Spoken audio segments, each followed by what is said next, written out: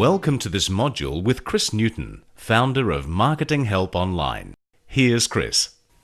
I find many consultants, particularly, don't charge what they're worth. There's a delightful lady who actually is a client of ours, and she is in the business of getting registration for pharmaceuticals through the Drug Administration Board.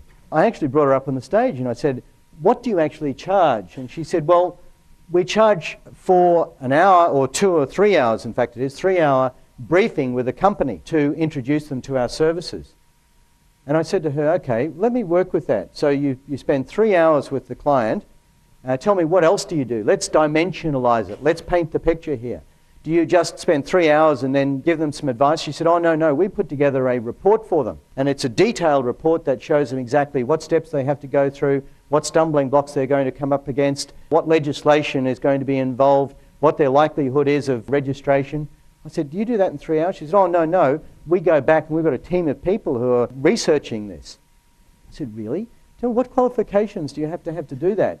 And she said, oh, well, I've got a doctorate in pharmacology and the people I've got in my research team are all PhD or masters, and we subscribe to all these international drug information services, and we've got contacts around the country, and we know all the legislators and we know all of the people in the board.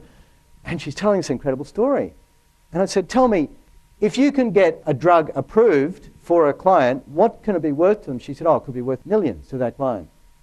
I said, well, what do you charge for that service that you just told me about? Do you know what she said? $300. Can you see? Now, to her, she said, oh, but that's cost plus or whatever. What I'm saying is you need to think, what value are you bringing to the equation? Now, you may indeed not charge what your value is, but you need to position yourself at that value. And you might choose to gift it, but at least make certain the person on the other end of the equation knows the value of what you're bringing to the table. Dimensionalize it so that they understand the value. Most people in business choose to provide an extraordinary high level of service, if you like, the Rolls-Royce of service.